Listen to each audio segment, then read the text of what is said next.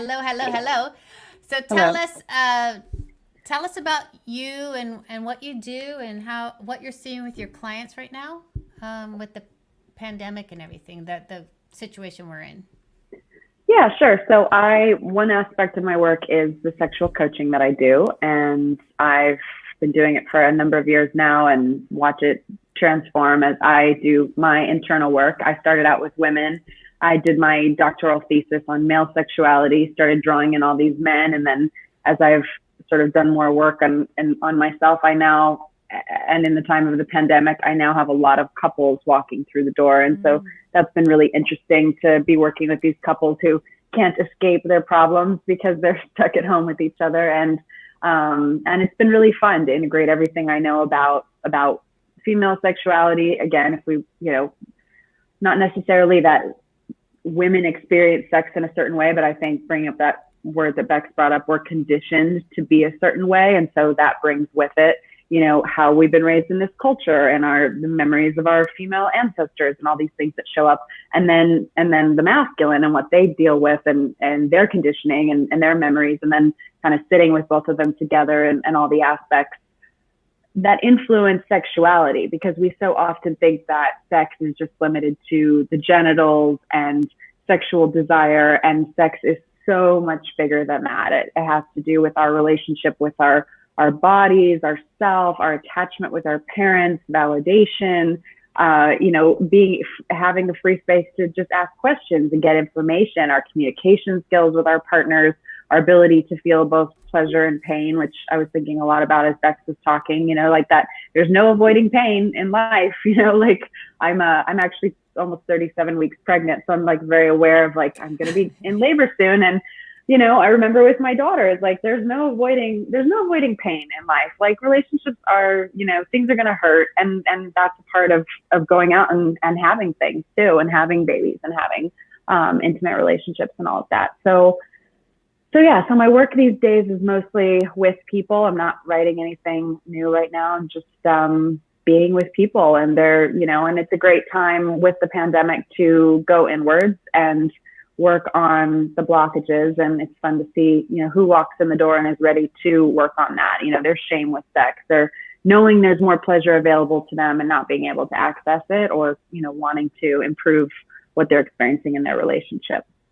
And I love, if you could speak more into, I love that, because I think that we do think sex is just genitals, getting it done, getting the orgasm, getting, but I love that, it's so much bigger than that. Can you speak more into that? Because I think sometimes our focus is so narrow that it's not healthy. Mm-hmm. Yeah, so with both men and women, with men, we really see how, men come in with erectile dysfunction. That's their biggest issue, their biggest complaint. I can't get hard, or I can't stay hard, or I ejaculate too quickly, or I can't ejaculate. And, we've created this pill for men where they can get an erection and sort of, fake their sexuality and their presence with sex in a way, but it only lasts so long. So for a man to really be in his aroused state and present with his sexuality and to experience that full movement of blood into, not just the penis, but the full body, it requires him to feel good about himself, to feel comfortable with women, to feel comfortable in all these different arenas. And so then with a woman, it could be, again, comfort with her body, noticing what thoughts come up. I think with men, because they've had this pill, they've been able to sort of hide behind that, whereas Yeah. women haven't had that. And so men are like, oh, it's a blood flow issue. It's like, no, but what's underneath the flow of blood in the body? It's the mind. The mind is always influencing the body, the mind and the spirit. And so with women, we sort of can't escape that. We have to really look at what's going on in our minds. And it's always fun to get a man who's also willing to look at, well, what's going on with him, and often, so many of the stories are unconscious. They do go way back, and some might even show up during that kind of quiet time that Bex was talking about, where, you just have to validate what's coming up. Like, I'm just that, I just feel like at some point someone said, someone made fun of my genitals, or someone made fun of my body, or, this is the sort of experience I'm having in my body, and validating that and whatever stories come up so that you can release them and get back to a place of pleasure. But everything in the body is controlled by the mind. And as we free up all those restrictions, we do get lots of pleasure. And again, they're not all about sex. They're about, are we good enough? Are we worthy of love? Our actual physical body, and did we have an attached figure that said, you're so beautiful and I love who you are, and oh, you put makeup on and you're so gorgeous, or were we just, shamed and kind of ridiculed, or had jealous parents? There's all these different dynamics that affect our relationship. And then there's the day-to-day living too. I work with couples that have new babies a lot, and it's so interesting how much like the workload in the home might affect how much sex is happening, or conversations about the future. I can't tell you how many women have said, like, if he would just, change a diaper, I would probably have sex with him, but I'm going to just hold on to that. Oh, I just had a baby, that's why I'm not having sex with you story. When it's very untrue. The reason she's not having sex is not because she doesn't feel sexual. It's because she's angry. And so, there's so many layers to get at, and it's very individual. But you see that sex is definitely bigger than just the genitals and blood flow. Mm-hmm. Yeah, it's an interesting point with the Viagra thing and pill. It's like, or whatever. Or Cialis or whatever. Yeah, mm-hmm. yeah. that if you really think about, well, that is a quick fix for men in a way that the exploration of what's happening it's easier than for maybe women who are like, do you think that women are more emotionally connected to their sexuality than men, or do you think that men just haven't been able to learn to express emotionally through their sex? Like, what do you think? Well, yeah, I mean, I think we have this narrative that men are more sexual and women are more sensual, and women want really emotional, loving sex, yeah. and men, just want to stick it in and get off. And I do a lot of re-educating people. Bex is laughing. Right. I do a lot of re-educating with people about this narrative, that this is actually very untrue. That if a man had to choose between his erection and his orgasm and a woman's orgasm, he would choose the woman's orgasm, because yes. It makes him feel so powerful and so good to have a woman like moaning and experiencing all this pleasure. Yet women have been given this narrative of like, you have to please the man, and putting their pleasure on the back burner, and not feeling like they can communicate and be like, oh, that's working, or that's not working, or I'm actually, my mind now went off on this and I'm thinking about that, and I need to talk about this before I can get back to the orgasmic pleasure or whatever. And men have this too, sometimes just stopping when the erection goes away and having a 5 to 10 minute conversation, and then you're just cuddling and petting, and then the erection comes back. So I actually do a lot of educating that we're actually extremely similar. We want the same things. We want to be seen. We want to be loved. We want our sexuality to be embraced. We want to feel sexy. We want to feel beautiful. All of that. And I think that we have our own problems because men haven't been allowed to experience emotion and really be emotional creatures and show vulnerability. And women haven't been allowed to be sexual creatures. And we're actually extremely sexual. Studies have shown where our brains light up with sexuality, like with really all kinds of images and all kinds of things, maybe even more than men. And I always say, even on average, we have slightly more of the tissue called the cavernosa tissue that engorges with blood in the pelvis than men do. And so, giving a big part of working with women is giving them permission to be sexual, to have fantasies, to own those fantasies, to be in their own masturbation fantasies, to enjoy sex, and to communicate that to a partner without fear of being, we all have a lot of fear collectively of being slut shamed, and for good reason, because the world has really, really crushed our sexuality, and we're trying to find a way to be in it. Yeah, and I want to get back to that. We both, men and women, are just we're off. We're off, like, on our expectations and what we think. And it's like, so what can a woman do to try to, calibrate or enhance, so that it's more even. It's more like, taking in. I mean, many women don't know that men really love giving us pleasure. Mhm. Mhm. Yeah. That's one good place to start. Another is, it's starting with that internal choice and conversation to make time for sex, like Bex was talking about with the, a lot of driven women that are, probably attracted to this sort of call. They often just don't make time to be naked, to lay around, to cuddle, to give themselves lots of time for, masturbation, pleasure. I would say one thing you can do is just, in the middle of the day to recharge, just take off all your clothes, get under the sheets, and just lay there for 20 minutes. And if you feel like sleeping, you sleep. If you feel like masturbating, you masturbate. Like you get to spend that time with yourself, and time in front of the mirror, and time like grooming yourself and with your self-care. That's a really pleasurable, sensual experience. And then from that is born more confidence to be naked with your partner, share pleasure with your partner, initiate sex. And as you build those positive experiences, like Beck's talking about, then you get to a place where you're very confident with sex. You straddle your partner, you kiss your partner, you say, I want you. Like, and then both partners are contributing to the sexual conversation, and you get more confidence to say what it is you want and need, and from your partner giving to you, and vice versa. Mm-hmm. Yeah, because one of the questions from Robbie Jules, she said, how can I be honest with my partner about my sex drive? I want sex more, and they think once a day or even once every 3 days is enough. Mm-hmm. And she's tired of the vibrator. Well, yeah. How do you encourage? Like, sounds like she's holding a separate sexual life somewhere. Mm-hmm. Yeah. Well, sexual incompatibility in partnership is tough. It's like any value system that's off with money, or how you raise the kids, or, whatever it is, where you want to live. So sexuality is something that has to be negotiated, and it's really convenient when the two partners just want it the same amount. Awesome.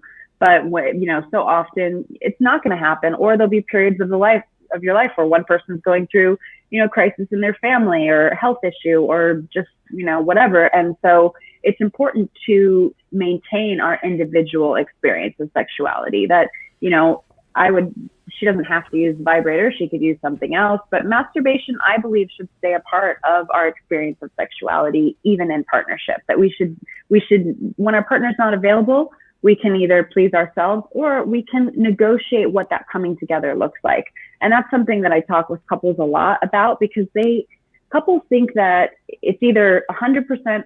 Sorry, I keep like going out of my screen, and I'm like, it's counterintuitive how you move. I'm like this. I'm like that. It's opposite. It's opposite. Yeah, it's a very interesting system. I've never interacted with it before. So I'll put my head right here and try to stay still. I'm talking about the same thing. Yeah, but what I talk with couples about is and I'm glad you brought up an example of a woman wanting sex more than her male partner, because again, our collective cultural narrative is men want sex all the time, and women are like, no. And it's so not true. I get so many women that come to me that are like, he won't have sex with me, he won't initiate, I don't feel wanted, my needs are getting met, he ejaculates too soon, all of these different stories. Mm-hmm. And I talk with couples about, okay, we have such a black and white view of sex, where either like watching Netflix, or there's a penis and a vagina and it looks like it does in the movies. And there's this whole spectrum in between that we can negotiate. And it can be, oh, babe, I'm too tired for sex right now, I'm not feeling it, but I'll hold you while you masturbate, or I'll kiss you and kind of, stroke you for a bit, or, we can negotiate. We can say, oh, I'd love to do that with you later, but I need you to help me with a couple things at the house first, or something. So sex should be a constant negotiation, and not just this black or white, we're doing it or we're not doing it. And there is a lot of gray area. I'm willing to touch you this way, or, have some different, I could list different sexual experiences, but I'm not sure kind of where this call is at. But you can negotiate it so that your needs are getting met. And, couples that talk about sex have more sex. So it's really important to, to this person, I would say you need to express to your partner that you want more, you're not satisfied, and see what they say. And if they get really defensive about it, then, maybe you want to bring in a third party, but know that, just having the conversation about sex will create more sex. And I think many men would be very happy just holding you while you use your vibrator. Yeah, for sure. I like that. Or just, or meeting up in the shower for a bit, or, them kind of kissing you while there's a lot of ways to be connected without it being the full commitment of like penetrative sex. And I know for me, like, the love languages, that, like, for me, like, sex always was a big communicator. Like, it's how I express myself in ways, because I used to not verbally communicate very well. So that was how I really communicated before I really got my voice. So I was probably trying to communicate a lot. So they were like, you communicate too much. But maybe that's also like this, when you use your voice, you and ask for what you want. Because, I did use that as a form of communication.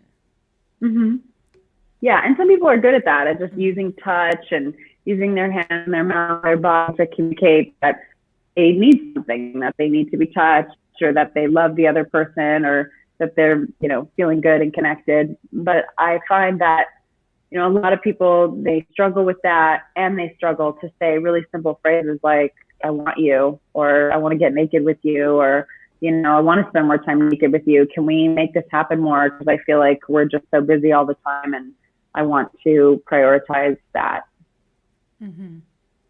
So, and the shift, where's the shift? Like, where is, where are the beautiful outcomes? Where are the things that, like, when you do express, can you give us some stories so that we can have some inspiration? Some story. Yes, I love stories. These are my favorite. All my books are all full of stories.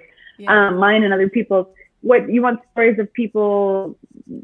Give me something more specific, like finding their voice or having more sex in their relationship, or what? Yeah, I think. Well, you can put in the chat box also. Anyone have a question? But I think from my personal experience, having my voice was a struggle.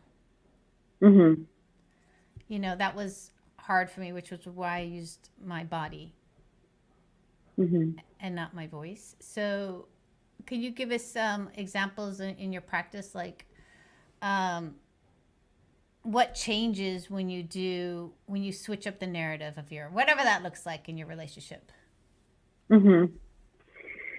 Well, one of the stories that's coming to mind is I had a female client who wanted intimacy much more than her partner, and didn't, again, society and her way she parented and everything had shut down her ability to say what she wanted. So she told me that what she would do is her husband would be downstairs watching TV in the evenings, and she would go upstairs and put on lingerie and just sort of walk around, like hoping he would initiate sex as she, walked around. And I'm like, here's such a powerful woman, such a good communicator, and yet just initiating was just so, challenging for her. And I'm thinking of another example of a client who said the same thing, like, my husband's on the computer and I'm waiting for him to initiate. And meanwhile, all these feelings are coming up of like anger and resentment and rejection and sadness. And I'm like, why don't you just walk over there and start taking his clothes off or kissing him?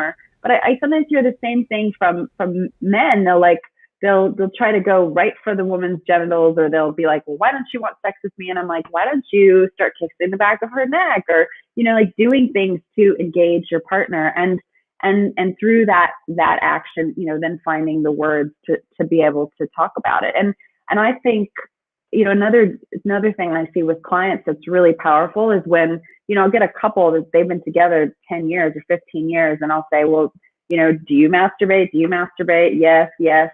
Do you ever tell each other about masturbating? No. Do you ever tell each other what you think about when you masturbate? Like, hell no. And I'm like, well, this is a really amazing place to start, because when you can wake up and tell your partner, like, oh my gosh, I had the hottest dream last night, or, I was masturbating and I was thinking about, like, remembering that time when you and I had sex here. And, it's like that conversation, that dialogue about sex then translates to a woman who's comfortable enough with the conversation of sex that she can talk. And so, that first client I mentioned, actually both of those female clients I mentioned, are now talking and initiating, and through coaching work, sometimes we have to get to the root of what is the silence about. And the silence, the losing our voice, is usually going back to moments of trauma where we go into a freeze response to survive something, and so many women have, especially, we don't use the word, we use the word rape, and it has a really big, image for us. We think of a woman like a very violent thing happening, from a stranger in the street or something like that. But rape is any unwanted penetration. And most women, penetration that hasn't been consented to. And most women have some of that in their history somewhere. And it's often with a partner. And so, there's kind of working out this freeze response in the body of not having a voice, and starting to really make sure that all of your sexual experiences are consensual. This is also going to help to activate your voice as well in your sexual relationships. And and then women start creating what they want as it becomes, as sexuality becomes part of their vocabulary, like a language that they're fluent in. You can't talk about finances, advanced finances, unless you start talking about the basics. And it's the same with sex. The more you talk about it, the better you get at talking about it. And I believe that it's work that we all need to do, because then our children feel our comfort with that. Society feels our comfort with that. And then we lose the secrecy and the taboo and the shame and everything. So I believe it's really important for it to be a natural conversation.